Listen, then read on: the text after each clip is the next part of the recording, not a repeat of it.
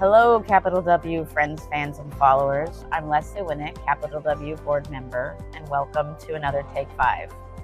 Seated with me here today is Melanie Coulton. I'm really excited for our conversation because what you all need to know is that Melanie is a person of service. She has given herself to our industry. She definitely leans into her role in her company. And I know from the little that I've witnessed being around you, you give yourself to your people. You really are what I would call an inspirational soul. And you're all going to hear her story today in this Take 5. So it's the same format that we use with everyone. Okay.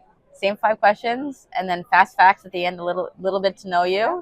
Welcome. Thank you. Yeah. So happy to be here. I'm really happy to have you here. All right, so let's jump in. Yes. First, easy question here. Describe yourself for me, please. Like, what's your journey from the, 20-somethings to where you are today in mortgage? So I am born and raised Philadelphia area girl. So I'm a big Philly sports fan. Yeah. Go Birds. Love that you gave me the opportunity to put that in there. But I stayed local when I finished high school. I was dating someone and he was local and I didn't want to go away to school. So I did a 2-year business degree. And when I finished that, my best friend had just gotten a job as an administrator for someone who ran sales for IMC Mortgage. It was a correspondent and wholesale subprime investor. And she said, hey, they need funders. Do you want to interview? I had no idea what a funder did. But I went, interviewed, got the job, and kind of soon after training and learning kind of what a funder really did, I joined the travel team. So we would fly out, go look at loans in person. I did all the auditing side of it. There was a team of underwriters that, I kind of supported, and manually calculating payment and APR with my HP calculator and, looking at the physical files, looking at title. And then when that was all done, we would fly back to the office with our boxes of files that had shipped and decide if we were going to purchase those. So that was really how I got started in the operations world. You really got in the nitty-gritty quickly. Yeah. How wonderful to be able to learn the manufacturing process that way. And it was a really interesting dynamic too, just kind of my first jump into the business and the career. As I think and look back on it, I was very often the only female on that team. I was the female for a bunch of male underwriters, and it was an awesome dynamic, actually. Like, I was really supported, and sometimes I had to play the role of mom, even though I was the youngest. But we had a lot of fun, and I still call them friends. So it was a really good experience just kind of coming in and learning not only the nitty-gritty, but just learning the dynamics of working and traveling with people, because that takes work relationships to a different level, sure right? Does. I've spent a lot of time on the road with a whole bunch of guys too, and I love it. And I have loved it. Yeah. So from there, I moved. They actually shut down IMC, and a bunch of the guys said, hey, we're going to this company called Wilmington Finance. You should come with us. So we all migrated, not all, but a lot of us migrated over together. And there I got on the wholesale operations side, doing processing, drawing closing docs, all that, moving my way up to a manager of that group. And after a while, I had the opportunity, my one and only chance of, or one and only opportunity or time that I moved. But I moved down to Maryland to work for a small lender and really run ops. In hindsight, culturally, it wasn't really a fit. But I always believe that one thing leads to the next, right? Sure. So I needed to be in Maryland, apparently, because after about 9 months there, someone who had known me a long time said, you belong in sales, right? Let's get you out of ops. So he took a chance on me, and I knew nothing about sales, but I knew how the process worked, right? And that person thought you were right for the role. Yeah. Yes. So gave me a chance, and I got my first sales job at Countrywide Correspondent. So I was there through subprime, the demise of that, HELOC, the demise of that, moved into a prime role. Then I managed an AOT book of client, and through the whole Bank of America merger, through that acquisition till they shut us down. And then moved over to Plaza after a short stop somewhere else as well. And so I have been at Plaza for almost 14 years now. So through all that, I kind of wanted more. And that's really where my kind of extra stuff in the industry started. I love my job. I love the diversity of correspondent, but I needed more. Let's talk about your more. So my more. More pack. There's so many mores actually. But so my more was, I need to feel more challenged. I need to do something other than the job that gives me a paycheck. I need to expand my knowledge, my network, my involvement.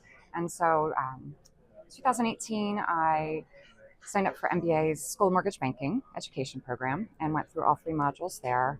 Pretty much as soon as I did class 1, I knew I had to go on and get my CMB. Like I knew right away that I not only did I want to get my CMB, but I knew I wanted to come back and teach as a school mortgage banking instructor. I just loved the dynamic.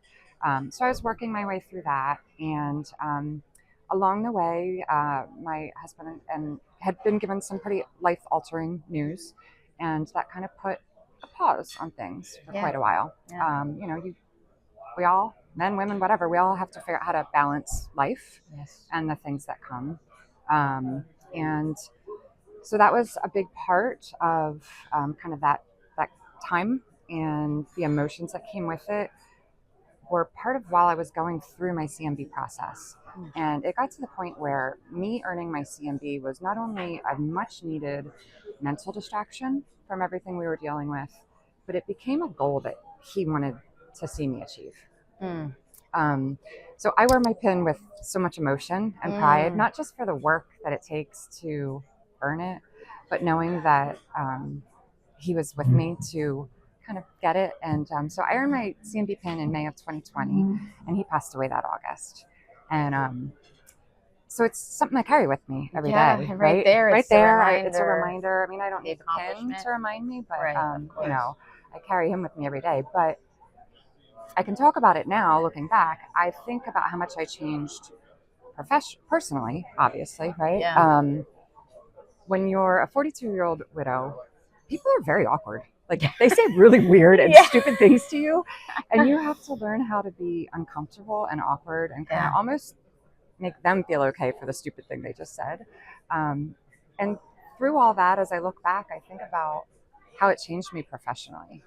I'm not really afraid to try things anymore. So as you know, after some time apart from the industry and some healing and a lot of growth, an opportunity comes and I just say yes and I try it, because I hope and pray that the worst thing has already happened to me. So if I try something and I fail, all right, well, I've survived worse, right? So let's just try the next thing.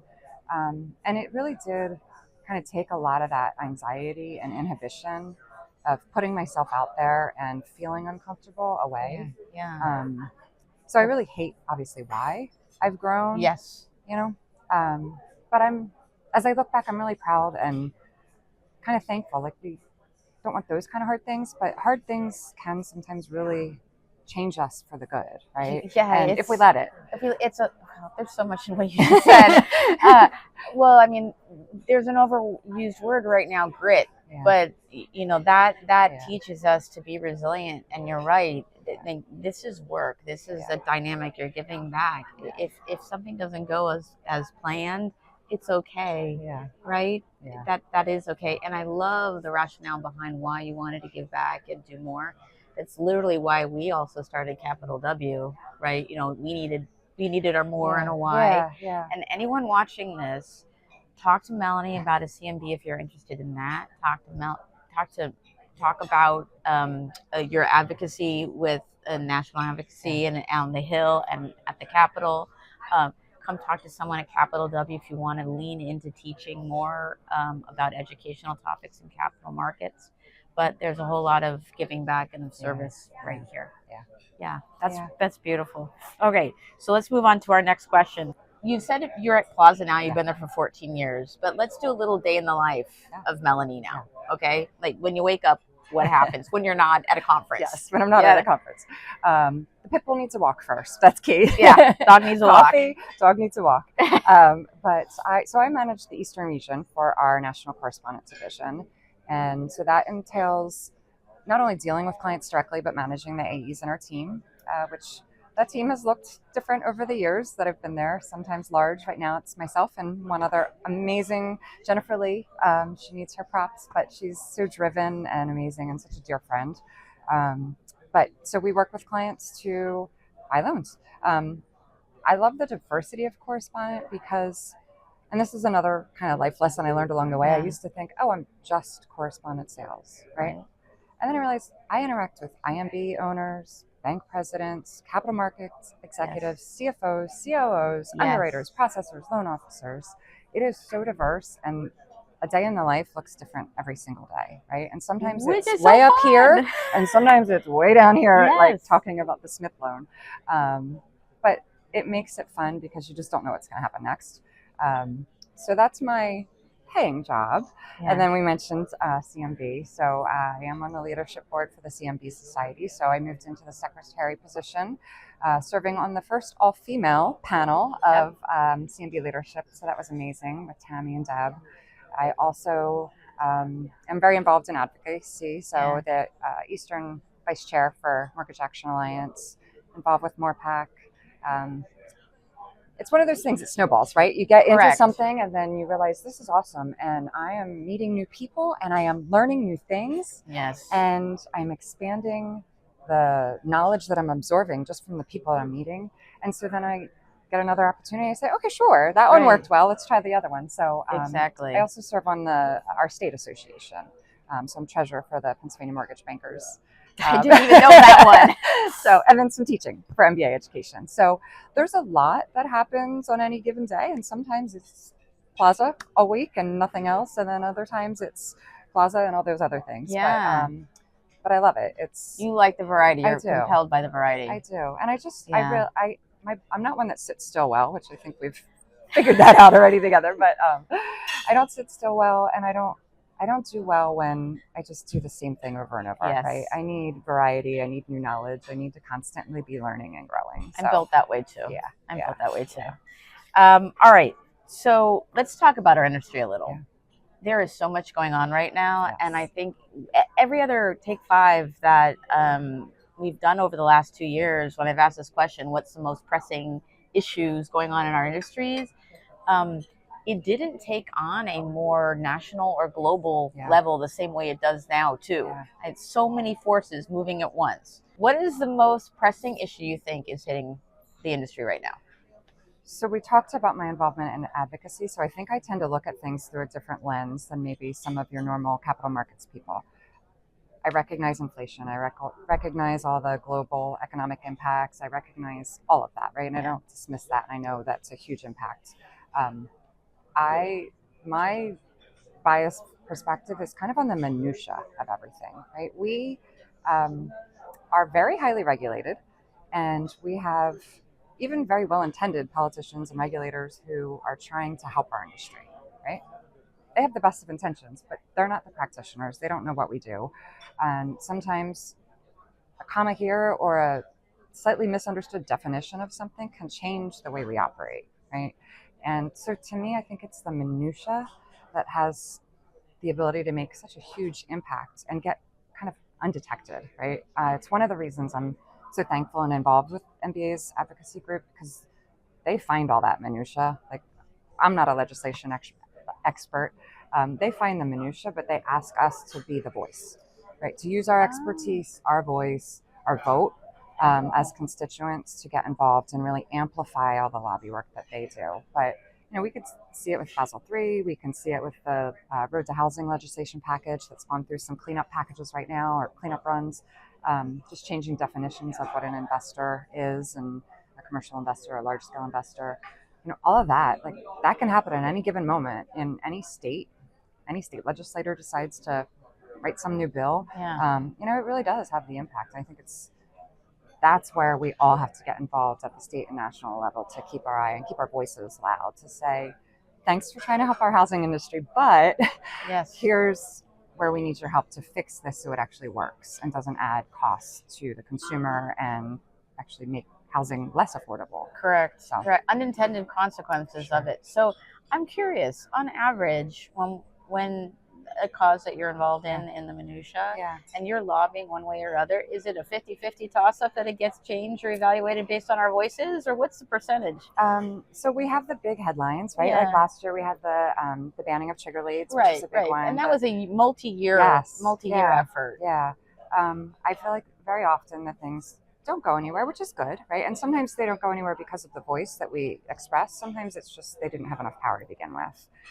We just finished our lobby day in Pennsylvania at Harrisburg, and we have to do our research of all the bills that are present and make sure we understand them. But then when you get behind closed doors and you talk to someone, they say, you don't have to worry about that one. It's not going anywhere. Like, I see. So you're really looking at the bills that are DOA too. Yeah. Okay. Just to make sure we keep our eye on them, because elections change control, right? So when there's a change of control, there's one particular bill in Pennsylvania, they said, that's not going anywhere. But if there's a change of control after the election, the senator who's behind that one has a very powerful voice, and it's going to cause you an issue. So we still have to keep it on our radar. I mean, you're really showing the importance of advocacy and public policy at the state level, and then how it cascades up to the federal. Sure. Wow. Okay. How about that's the minutia. Let's go minutia. Okay. What advice would you give someone who's interested in pursuing a career in capital markets? You're not just sales, you're in capital markets, right? You're buying loans. What advice would you give a younger person who wants to get into this field right now? So I say I am capital markets adjacent, right? And I think if you really think about it, we all are. Yes, we all Everyone touches capital markets. It has an impact on us. And so, it seems obvious, but my biggest piece of advice is start where you are. Learn how capital markets impacts what you do, right? If you ship loans to an investor and you notice that a lot of them are being delivered under a bulk AOT, understand what that is. What's an assignment of trade? Right. How is that different than a best effort or a single loan? What's the advantage, right? Those kind of questions that they're crossing your desk on a daily basis. Start asking the questions. I'm a big advocate of mentors, but I also feel like at the end of the day, we have to be our biggest advocate. We do. So speak up, ask questions, say you want more. To me, when I kind of told myself I wanted more and I acknowledged that, for me, that's really when things started to move for me professionally. Not that I haven't had amazing mentors along the way, but it was that, okay, I need more and I'm going to go pursue more, that really started it. And so I'd say find out what you want your more to be and start asking questions. And start where you are. I want the t-shirt. Start where you are. And don't be afraid to ask, right? Like ask to take time to do CapitalW webinars and learn. Yes. Ask to be part of an MBA education program. The worst thing that can happen is you're told no. I'd also say volunteer. Like it's a sacrifice, but you have the ability to learn so much when you get involved in different advocacy or volunteer efforts within our industry, just by the people that you're going to meet. There are so many ways to lean into the industry. It's a very, very open it really is industry for people who want to jump in and get involved. Yeah. So that's advice for an individual. Now let's put it on the flip side for a company, right? We know that mortgage as a whole has been retracting over the years, last several years, because of the economy and because of volume. But we also know that we need young, bright minds, right? We need the next generation to come in here and take us forward, right? So what advice would you give Plaza or any other company how to attract and retain the best people? And we'd love to have some of those people be women, right? Yeah, absolutely. I mean, I think first and foremost, again, kind of start where you are. Look at your organization and look for the young, bright minds who are curious and who are asking the questions. I think we have a tendency to say, this processor is really good, I'm going to make them a processing teammate. That's what happened to me. And then I moved up tops. And then I realized I don't really like operations. That's not where I belong, right? But it was the path that was chosen for me initially till someone said, that's not where you belong. So I think looking for those curious minds and being open to say, they're in registration or they're in processing, but they're asking some really good questions. What if we tried them in capital markets? What if we signed them up for education, right? Any of those things, but just look for those minds that aren't just doing the job day to day and content. Not that there's anything wrong with being content, but there are so many people who are eager to grow, and I think we just have to look for them and give them that opportunity and say, okay, I believe in you. Let's invest a little time in some education, some training, let's have you sit with capital markets for a couple of days and ask questions and kind of evaluate the questions they're asking too, right? To see how that works. But giving people the opportunity that have already shown that they can excel at something and that they're curious. I think curiosity, I think, is right. It's asking the right questions. Absolutely. I've found that there's always an inside project. There's always something going on. Right now, every company has probably 7 AI projects or tiger teams going on, right? Yeah. Like getting junior people out of their role if they're curious and pairing them with some more senior people and letting them see different departments. Internal projects is another great way that you can unearth those superstars. For sure. You know? And I've found too that squeaky wheels, they're also good on those teams because then they feel valued and suddenly they're leading and they're influencing others. Yeah, there's a lot of ways that you can bring people together by projects at Team work. harmony is great, but you need dissenting voices, right? You do. To say, hey, let's try this, or did anyone think of this? And I think we have to make sure we encourage people to express that opposing view, right? Yeah, that's part of diversity. Yeah, absolutely. Yeah. We're going to keep talking for half an hour if we wanted, but I'm gonna sum it up. Yes. Start where you are, find out your more, and get to know Melanie Coulton. Oh, that's basically, those are my 3 bullet points for everyone here. Okay, fast 5. Yes. You ready for it? I guess. Okay. This is where I'm gonna flop. Oh, come on now. Favorite food or type of food? Favorite food that I don't eat often is ice cream. I have like a weakness. It's not allowed in my house because I have 0 self-control, but I love ice cream. I went through you on that one. Love it is really hot outside right now, I so know. be good. Any hobbies or special interests? I think I know this one. So I read about 100 books Yes. a year, at least. So reading. So the happy, I know these are short, but the happy part of, the story that I shared is I am in love and engaged and, working on that next chapter. And so my fiance and I love to travel together. So travel is definitely a big special interest as well. So if I can read on my flight to somewhere, to a vacation, it's like a win-win. That's awesome. So what's the next journey? So the next journey is actually Alaska. So taking my soon-to-be stepdaughter this summer. Yeah, this summer. So, okay. Yeah. So we're looking forward to that. All the animals and great. I took my mom maybe 25 years ago. I still remember all the sunsets vividly. You're gonna love it. Yeah. Well, so you're an avid reader. So what book, periodical, or podcast are you going to recommend? So I'll give you 2. My favorite book of all time ever that I've read 1,000,000 times, I've seen the play 12 times, is 𝗰𝗿𝗄𝗶𝗰𝗄. To me, that is the best piece of literature on the planet. As far as a more current relevant book, Victor Hugo, Atomic Habits has really stuck with me. And then, I read it a while ago, but there's just so many little things that I pulled from that book. A lot of them are personal. Doing squats while I'm waiting for my coffee to brew. Sounds silly, but habit stacking, right? Trying to add in positive things. That book just kind of really made an impact on the way my brain thinks. And so it's another one I want to just reread again soon to see what else I can rewire up there. What else do you stack? I'm curious. So there's calf raises while I brush my teeth. There's listening to a podcast while I walk my dog now. Like things that I was already doing, just kind of adding in something else positive for myself mentally or physically while I'm doing something that I was doing. That's so cool. Yeah. What about a favorite musician or musical group? I fail. I like music. They're so failing. Remember, keep trying. I like music. I don't know the names of anyone. I listen to a lot of sports radio and talk. I seem to be slightly obsessed with Chris Stapleton right now, so I guess I'll go with that. Amazing. Love so him. Let's do that. Let's do that. And then finally, it says, if you could travel anywhere, would you go? I know you're going to Alaska, but if you could go anywhere in the world. So the one place that I just have a desire to go someday that can't be today, but is Israel. It's just, it's so much going on there that I can't sum up in words, but I have a strong desire to go there at some point in my life. So I hope that we all have the chance to feel safe and go there soon. Me too. I just think it's a beautiful country with so much rich history, and so I'd love to go there. I'd love for you to be able to go there. And I'd love to be able to talk to you for a lot longer.